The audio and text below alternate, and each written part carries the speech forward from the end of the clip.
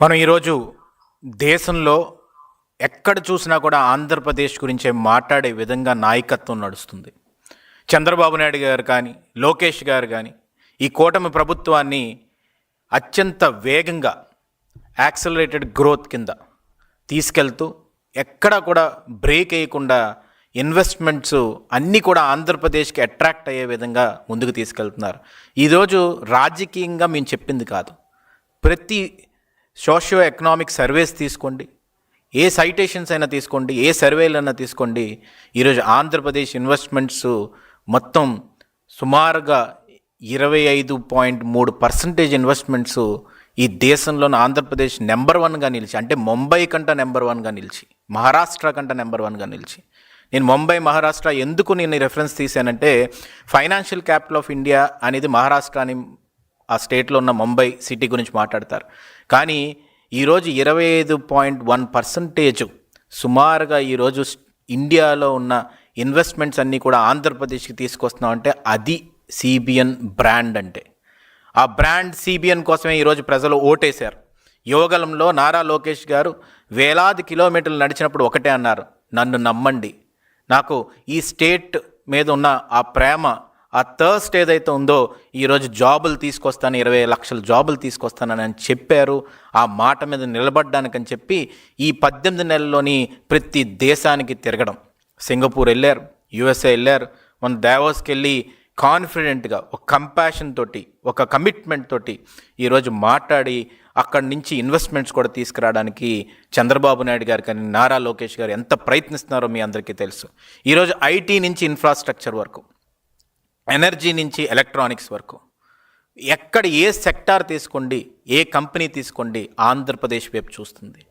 Google data centre ఈరోజు చూస్తే foreign direct investment ఆంధ్రప్రదేశ్లోనే పెట్టాలి, వైజాగ్లో పెట్టాలని చెప్పి మొట్టమొదటి నుంచి ఒక బ్రాండ్ ఇమేజ్, సిబిఎన్ అనే బ్రాండ్ ఇమేజ్ మీదే ఈరోజు గూగుల్ డేటా సెంటరు సుందర పిచ్చయ్య ప్రైమ్ మినిస్టర్ గారిని కలిసిన తర్వాత వైజాగ్లో పెట్టాలని ఎందుకు నిర్ణయం తీసుకున్నారంటే, ఒక హెల్దీ ఎకోసిస్టమ్ని ఆంధ్రప్రదేశ్ని ముందుకు తీసుకెళ్తుంది నారా చంద్రబాబు నాయుడు గారు, నారా లోకేష్ గారు. కాబట్టి ఈరోజు మనం చూసుకోవచ్చు, నేను ఏదో మాటలతో చెప్తున్నానని ప్రజలందరూ అనుకోవచ్చు. పాలిటిక్స్ పరంగా ప్రతి ఒక్కరు మాట్లాడతారు, మేము డెవలప్మెంట్ చేశారని చాలామంది మాట్లాడతారు. కానీ ఈరోజు మనం చూసుకుంటే మనకి జిఎస్డిపి ఆంధ్రప్రదేశ్ది 12.94%, అంటే 13% సుమారుగా ఈరోజు జిఎస్డిపి మనకు ఆంధ్రప్రదేశ్ది ఉందంటే అది చిన్న విషయం కాదు.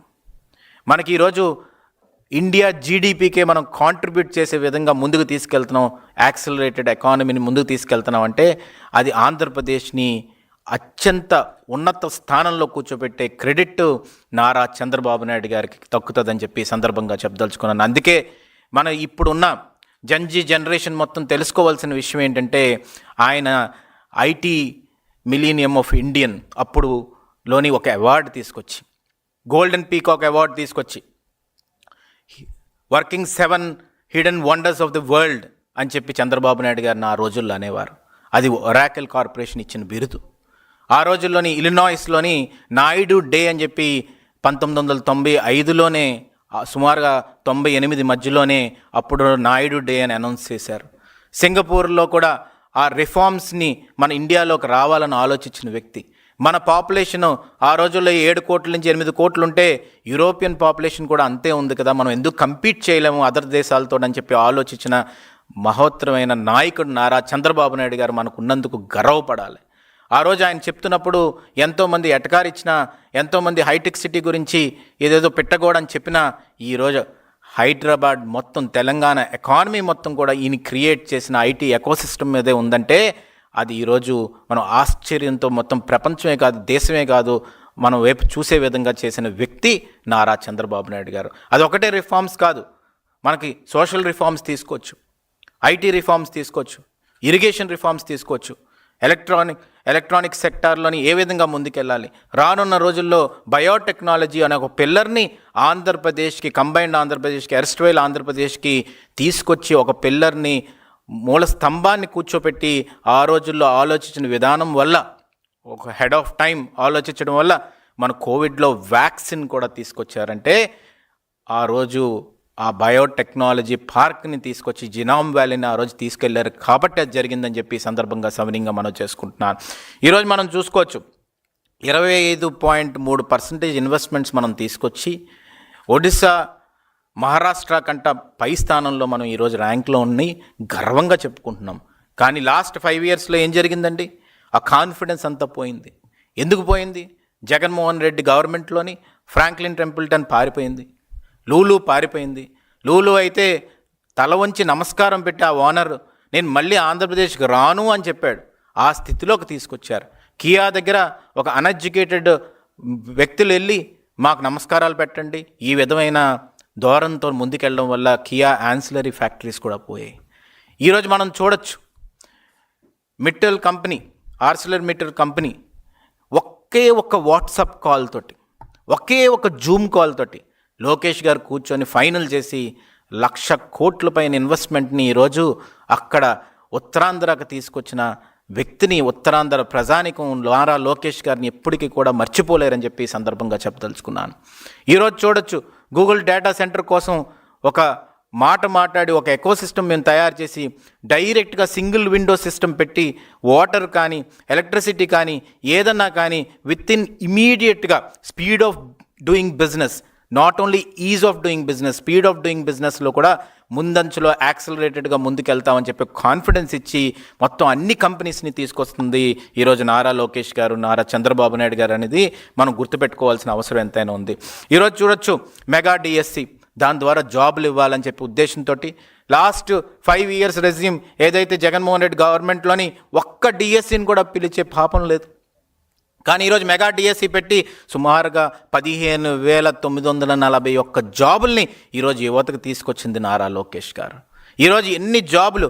4,71,574 జాబ్స్ ఈ 15 నెలల్లోనే, 18 నెలలు కూడా 15 నెలల్లోనే నారా లోకేష్ గారు తీసుకొచ్చారు. 20 లక్షల ఉద్యోగాలు తీసుకొస్తానన్నప్పుడు ఎంతోమంది ఎక్కిరిచ్చారు. ఏముందులే ఎలా తీసుకొస్తారని చెప్పి ఎంతోమంది అపోజిషన్లోని మేము ఉన్నప్పుడు ఎక్కిరిచ్చారు. కానీ ఈరోజు సుమారుగా ఇప్పుడు 4,71,574 ఉద్యోగాలు ఈ 15 నెలలు అంటే 18 నెలలు పూర్తయిన తర్వాత ఇంకా పెరిగాయి. అన్ని ఉద్యోగాలు తీసుకొచ్చిన ఏకైక సత్తా ఉన్న నాయకుడు నారా లోకేష్ గారు అని చెప్పి సందర్భంగా సవినీయంగా మనం చేసుకుంటున్నాను. మనకు చాలామంది పర్ క్యాపిటల్ ఇన్కమ్ గ్రోత్ గురించి మాట్లాడతారు, జిఎస్డిపి గురించి మాట్లాడతారు. కానీ ఇక్కడ నెంబర్స్తో మేము మాట్లాడుతున్నాం. ఈరోజు 13% గ్రోత్ జిఎస్డిపి ఉంటే పర్ క్యాపిటల్ ఇన్కమ్ 12% గ్రోత్ తోటి ముందుకెళ్తుందంటే అది చిన్న విషయం కాదు. అప్పటికి పాత గవర్నమెంట్కి ఇప్పటికీ నెంబర్స్ కంపేర్ చేసుకుంటే 12% గ్రోత్ తోటి పర్ క్యాపిటల్ ఇంకా ముందుకెళ్తుందంటే ఈరోజు మా ఆంధ్రప్రదేశ్ గవర్నమెంట్ టార్గెట్ సుమారుగా 15% జిఎస్డిపికి టార్గెట్ పెట్టుకొని ముందుకెళ్తుందంటే ఎంత కాంట్రిబ్యూట్ చేస్తుందో కంట్రీకి అనేది, కంట్రీ జీడిపికి అని చెప్పి ఈరోజు ప్రజలందరూ ఆలోచించవలసిన అవసరం ఎంతైనా ఉంది. గాజువాక ఉన్నది విశాఖపట్నం దగ్గర, అక్కడ స్టీల్ ప్లాంట్ ఉండేది. స్టీల్ ప్లాంట్ గురించి మాట్లాడమంటే ఒక్కళ్ళు మాట్లాడేవారు కాదు. కన్నేటి విశ్వనాథం గారు, వీళ్ళందరూ కూడా ఆ రోజుల్లో పొలిటీషియన్స్ అందరూ కూడా, ప్రజలందరూ కూడా మనకి ఎంతో యాజిటేషన్స్ చేసి స్టీల్ ప్లాంట్ తీసుకొచ్చారు. ఆ స్టీల్ ప్లాంట్ గురించి మాట్లాడమంటే మాట్లాడేవారు కాదు. కానీ ఈరోజు ఆ స్టీల్ ప్లాంట్కి ఇమీడియట్గా డబ్బులు శాంక్షన్ చేయించి ఎన్డీఏ గవర్నమెంట్లో ఉండడం వల్ల ఆ డబ్బులతో ఈరోజు మళ్ళీ స్టీల్ ప్లాంట్ని కాపాడే పరిస్థితిని నారా చంద్రబాబు నాయుడు గారు తీసుకొచ్చారు. ఆ గాజు ఒక పర్ క్యాపిటల్ ఇన్కమ్ కూడా ఎప్పుడు హైలో ఉండేది, కానీ జగన్ రెజ్యూమ్లోని అది పడిపోయింది, మళ్ళీ దాన్ని పెంచడం జరిగింది. ఈరోజు అందుకే నేను ఒకటే కోరుతున్నాను, ఆ రోజు ఈ రోజు కంపేర్ చేసుకోవాల్సిన అవసరం ఎంతైనా ఉంది. ఎలా కంపేర్ చేసుకోవాల్సిన అవసరం ఎంతైనా ఉందంటే, ఆ రోజు జిఎస్డిపి పడిపోవడం, ఆ రోజు పర్ క్యాపిటల్ ఇన్కమ్ పడిపోవడం, కానీ ఈరోజు చూస్తే పర్ క్యాపిటల్ ఇన్కమ్ 12% పైకి పెరగడం, ఈరోజు జిఎస్డిపి 13% పెరగడం, ఈరోజు క్రైమ్ రేట్ తగ్గడం. ఆ రోజు క్రైమ్ రేట్ మనం చూసుకుంటే మనకి నేషనల్ క్రైమ్ బ్యూరో తరపున సైటేషన్స్ మనం చూస్తే ఆ రోజు క్రైమ్ రేట్ ఎలాగుందన్నది. ముఖ్యమంత్రి తాడేపల్లి ప్యాలెస్ ఇంటి దగ్గరే ఒక అమ్మాయిని రేప్ చేయబడింది. విజయవాడలోని ఒక అమ్మాయిని పొడిచారు. అప్పుడు స్నేహలత అనే అమ్మాయిని అనంతపూర్లోని పెట్రోల్ పోసి తగలెట్టారు. ఆ రోజు డాక్టర్ సుధాకర్ గారిని ఉత్తరాంధ్రలో మీకు తెలిసి ఏ విధంగా నాశనం చేశారు ఆయన కుటుంబాన్ని, అవన్నీ కూడా ఈరోజు క్రైమ్ రేట్ లేకుండా చేసి, ఒక అమ్మాయికి ఏదో ఈస్ట్ గోదావరిలో చిన్న ప్రాబ్లం జరిగితే చాలు నారా లోకేష్ గారు వెంటనే యాక్షన్ తీసుకోవాలి, లా అబైడింగ్ సిటిజన్గా ప్రతి ఒక్కరు కూడా వ్యవహరించాలని చెప్పి తీసుకెళ్తే, ఆ వ్యక్తి ఏదైతే పని చేశాడో భయంతో నాకెక్కడ శిక్ష పడుతుందని చెప్పి చెరువులో దూకి చనిపోయినంటే ఎంత అలాంటి క్రిమినల్స్ భయపడేలా చేసే ప్రభుత్వం ఈరోజు తెలుగుదేశం ప్రభుత్వం అని చెప్పి ఈ సందర్భంగా చెప్పదలుచుకున్నాను. కూటమిలోని అన్ని విధాలుగా కూడా క్రైమ్ రేట్ తగ్గించడానికి ముందుకు తీసుకెళ్తున్నారు. ఇక్కడ మనం చూసుకోవచ్చు, India's largest green field project ఏదైనా ఉందంటే ఆర్సిలర్మిట్టల్. ఇండియాస్ బిగ్గెస్ట్ ఎఫ్డిఐ ఇన్వెస్ట్మెంట్ ఏదైనా ఉందంటే Google data centre. Refinery investment 1 lakh crore పైన ఏదైనా ఉందంటే అది బీపీసీఎల్. గ్రీన్ హైడ్రోజన్ హబ్ కింద ఆంధ్రప్రదేశ్ని తయారు చేయాలనే ఏకైక ఉద్దేశంతో 165,000 కోట్లతోటి ఎన్టీపీసీ తోటి గ్రీన్ హైడ్రోజన్ ఇప్పుడు మొత్తం ఇండియా అంతా మాట్లాడుతుంటే, వైజాగ్లో పీఎం నరేంద్ర మోడీ గారి ద్వారా అది ఇనాగ్రేట్ చేసి ఆ రోజు చంద్రబాబు నాయుడు గారు ఒక విక్టరీ ఫ్లాగ్ని ఎగరేసే విధంగా మనం ఆ రోజు చేసాం. ఈరోజు మొత్తం ప్రపంచం మొత్తం గ్రీన్ హైడ్రోజన్ గురించి మాట్లాడుతున్నారు. కానీ మనం గ్రీన్ హైడ్రోజన్కి శంకుస్థాపన చేసి ఎన్టీపీసీ ద్వారా ఆంధ్రప్రదేశ్లోనే మనం చేసే విధంగా ముందుకు తీసుకెళ్లేలాకి, ప్రపంచానికి ఒక దారి చూపెట్టే విధంగా ముందుకు తీసుకెళ్తుంటే ఆంధ్రప్రదేశ్ అంత యాక్సలరేటెడ్ పద్ధతిలో ముందుకెళ్తుంది అనేది ఆలోచించవలసిన అవసరం ఎంతైనా ఉంది. అందుకనే ఇండియా టాప్ సోలార్ మ్యానుఫ్యాక్చరింగ్ సిస్టమ్ని, సెల్ మ్యానుఫ్యాక్చరింగ్ యూనిట్స్ని కూడా ముందుకు తీసుకెళ్లాలని చెప్పి మొన్న గ్రీన్కో శంకుస్థాపన చేసినప్పుడు కూడా అక్కడ మనకి చూస్తే గ్రీన్ హైడ్రోజన్ తేవాలంటే మనకి ఎలక్ట్రాలసిస్ ప్రాసెస్ ఎంతో ఇంపార్టెంట్. ఆ ట్యాంక్స్ కూడా ఇక్కడ మ్యానుఫ్యాక్చరింగ్ చేసే విధంగా ముందుకు తీసుకెళ్ళాలి. పోర్ట్స్ అన్నీ కూడా డెవలప్ చేయాలనే ఉద్దేశంతో పోర్ట్ సిటీస్ని అన్నీ కూడా డెవలప్ చేయడం. ఈ విధంగా వెళ్తున్నప్పుడు ఎంతోమంది తెలుగు వాళ్ళందరూ కూడా గర్వంతో ప్రపంచవ్యాప్తంగా కూడా ప్రపంచంలోని మన ఆంధ్రప్రదేశ్కి మళ్ళీ స్థానాన్ని కల్పించే విధంగా ముందుకు తీసుకెళ్తున్నారు. అమరావతి వేగంగా ముందుకెళ్తుంది. అమరావతిలో కన్స్ట్రక్షన్స్ ఇప్పుడు గూగుల్ మ్యాప్లో చూడొచ్చు, అప్పటికి ఇప్పుడు కంపారిజన్ చేసుకోవచ్చు. ఇప్పుడున్న జనరేషన్ మొత్తం కూడా గూగుల్ ఫాలో అవుతుంటారు. ఆ మ్యాప్స్ రెండు కంపేర్ చేసుకుంటేనే ఎంత డెవలప్మెంట్ ముందుకెళ్తుందో ఆలోచించవచ్చు. ఏ స్థితి నుంచి ఏ స్థితికి వచ్చాం.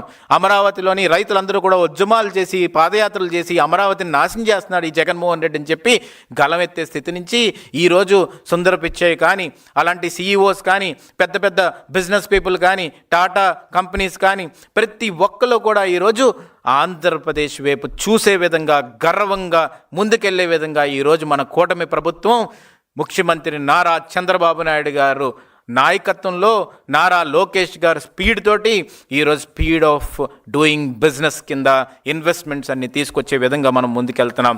ఈరోజు మనం చూసుకోవచ్చు, సుమారుగా జాబ్స్ 20 లక్షలు ఏదైతే మాట ఇచ్చారో దానికి తీసుకెళ్తూ దాంతోపాటు 13.6 లక్షల కోట్ల వర్త్ ఇన్వెస్ట్మెంట్స్ ఈరోజు గ్రౌండ్ లెవెల్కి వచ్చాయి. ఇది నేను చెప్తుంది కాదు, SIPB 13 సార్లు ఈరోజు నారా చంద్రబాబు నాయుడు గారు 13 సార్లు రివ్యూ మీటింగ్ అయిన తర్వాత గ్రౌండ్ బ్రేకింగ్కి 13.6 లక్షల కోట్ల ఇన్వెస్ట్మెంట్స్ తీసుకొచ్చే విధంగా, దాంట్లో ఎగ్జిక్యూషన్కి ఈరోజు ఆల్మోస్ట్ మొత్తం 50% ప్రాజెక్ట్స్ కూడా ఎగ్జిక్యూషన్కి వచ్చే విధంగా ముందుకు తీసుకెళ్తున్నారంటే ఇది ఒక్కసారి మనం అందరం ఆలోచించవలసిన అవసరం ఎంతైనా ఉంది. ఫుడ్ ప్రాసెసింగ్లో తీసుకోవచ్చు, ఎలక్ట్రానిక్స్ మ్యానుఫ్యాక్చరింగ్లో తీసుకోవచ్చు, గ్రీన్ ఎనర్జీలో తీసుకోవచ్చు, ఈవీ మొబిలిటీలో తీసుకోవచ్చు, ఫార్మస్యూటికల్ కంపెనీస్లో తీసుకోవచ్చు, ఐటీ పార్క్స్లో తీసుకోవచ్చు, MSME పార్క్స్లో తీసుకోవచ్చు. ఏ దాంట్లో అయినా కూడా మనం ముందంచులో ఉన్నాము. ఈరోజు క్వాంటమ్ వ్యాలీ అనే ఒక ఎకోసిస్టమ్ తయారు చేయబోతున్నారు. ఇది హెడ్ ఆఫ్ టైం. ఎందుకు నేను ఈ మాట అంటున్నానంటే, ఎప్పుడో 95లోనే ఐటీ సెక్టార్ మొత్తాన్ని కూడా సర్వీస్ సెక్టార్ ముందుకు తీసుకెళ్ళాలి. మన ఎకానమీ మొత్తం కూడా ఎక్కడికో కాదు, ట్రికల్ డౌన్ ఎఫెక్ట్లోని మన ఎకానమీలో ఉన్న ప్రతి డబ్బు కూడా పిరమిడ్ లాగా పై టిప్ నుంచి కింద దాకా పెనిట్రేట్ అవ్వాలని మొట్టమొదట ఏ స్టంబ్లింగ్ బ్లాక్స్ ఉన్నా కూడా ముందుకు తీసుకెళ్ళి దూసుకొని పోతానని 95లో ఫస్ట్ ఇంటర్వ్యూ చీఫ్ మినిస్టర్గా ఫస్ట్ ఇంటర్వ్యూ ఇచ్చినప్పుడు ఈ వర్డ్ వాడాడు ఆయన. ట్రిక్లింగ్ ఎఫెక్ట్ కానీ, ట్రికల్ డౌన్ ఎఫెక్ట్ కానీ, స్టంబ్లింగ్ బ్లాక్ కానీ, ఇవన్నీ వర్డ్స్ వాడుతున్నప్పుడు చాలామంది ఇన్ పర్స్పెక్టివ్ ఏంటి, ఈ నాలెడ్జ్ ఏంటి, ఈ ట్రికల్ డౌన్ ఎఫెక్ట్ అంటే ఏంటి, ఈ ప్రతిదీ స్టంబ్లింగ్ బ్లాక్ లాగా సెంటర్ అడ్డేస్తుంటే నేను దూసుకుపోవాలని చెప్తున్నారు, ఈ వ్యక్తి ఎవరు అని చెప్పి అందరూ కూడా ఆశ్చర్యంగా చంద్రబాబు నాయుడు గారి వైపు చూసిన సందర్భాలు ఇప్పటికీ ఊహించుకుంటుంటే ఎంతోమంది అనుకుంటుంటారు. అలాంటి నాయకుడు దొరకడం మనకు అదృష్టం. ఎందుకని ఈ మాట అంటున్నానంటే ఎంత థర్స్ట్, అందరికీ పవర్ థర్స్ట్ ఉంటుంది, కానీ వీళ్ళు డెవలప్మెంట్ థర్స్ట్ ఉంది. జాబ్స్ ప్రొవైడ్ చేయాలి, మాట మీద నిలబడాలి, భుజస్కంధాల మీద బాధ్యతను తీసుకున్నాం, ఆ బాధ్యతను నెరవేర్చారని ఆలోచిస్తున్నారు. కానీ దీన్ని డైవర్ట్ చేయడానికి, డిస్ట్రాక్ట్ చేయడానికి ఒక్కటే ఆన్సర్ వైఎస్ఆర్సీపీ వాళ్ళు చెప్పాలి. ఫ్రాంక్లిన్ టెంపుల్టన్ ఎందుకు పారిపోయిందండి? లూలు ఎందుకు పారిపోయిందండి?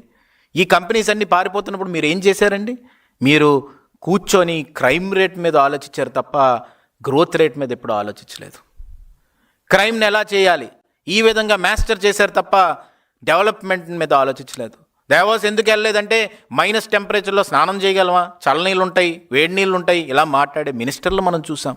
కానీ ఈరోజు దేవాస్కి వెళ్ళి అదే బట్టలు వేసుకొని ఈరోజు నారా చంద్రబాబు నాయుడు గారు ఆ వీధుల్లో తిరిగి ఆ చలిని కూడా తట్టుకొని ఇదన్నిటికి లాస్ట్గా ఆనందం ఏంటి అని అంటే అక్కడి నుంచి వచ్చిన 21 కంపెనీలు, 25 గురించి మాట్లాడుతున్నాను. 2025లో దావోస్ సమ్మిట్ అయినప్పుడు 21 కంపెనీలు ఈరోజు గ్రౌండ్ అవ్వడానికి ఈరోజు SIPB పర్మిషన్స్ తోటి అన్నిటి విధంగా కూడా రివ్యూ చేసుకొని ముందుకెళ్తున్న రాష్ట్రంలో మనం ఉన్నామనేది గుర్తుపెట్టుకోవాల్సిన అవసరం ఎంత ఉంది వాళ్ళ వైఎస్ఆర్సీపీ వాళ్ళందరికీ.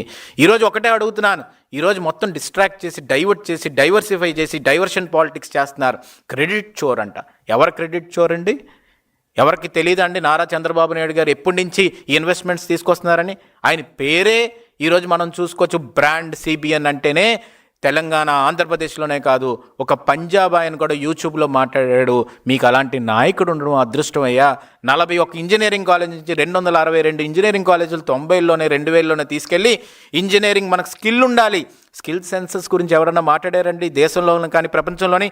మొట్టమొదట స్కిల్ సెన్సస్ గురించి మొట్టమొదట మాట్లాడిన ఏకైక దమ్మున్న నాయకుడు నారా చంద్రబాబు నాయుడు గారు. స్కిల్ డెవలప్మెంట్ గురించి మాట్లాడారు. ఈరోజు అదే స్కిల్ డెవలప్మెంట్ కేసులో మనం తీసుకెళ్తే ఆ స్కిల్ డెవలప్మెంట్ కేసులో కూడా ఈరోజు ఒక నిజాయితీ పరుడుగా బయటకు వచ్చి ఈరోజు రాజకీయ కక్ష ఉంది దీంట్లోనని చెప్పి ప్రతి ఒక్కరు చెప్పడంలోని మనం చూసాం. ఈరోజు అందుకే నేను జగన్మోహన్ రెడ్డిని కానీ లేకపోతే వైఎస్ఆర్సీపీ వాళ్ళని కానీ నేను ఒకటే కోరుతుంది ఏంటంటే, ఇలాంటి రాజకీయాలు చేసి రాష్ట్రం గురించి కనీసం 1% అయినా ఆలోచించండి. ఈరోజు దేవుడి మీద ఉన్న ఫెయిత్, నమ్మకం, ఆ నమ్మకంతో కూడా మీరు రాజకీయం చేస్తున్నారు. ఈరోజు సిట్ ఇచ్చిన రిపోర్ట్ ఉంది, CBI ఇచ్చిన రిపోర్ట్ ఉంది. ప్రతి సెంటెన్స్ చదవండి. ప్రజలందరూ నేను కోరుతున్నాను, మనం ఒక ఫెయిత్తో ముందుకెళ్తాం. మనం సనాతన ధర్మాన్ని కాపాడడానికి ఈరోజు కూటమి ప్రభుత్వం ప్రయత్నిస్తుంది.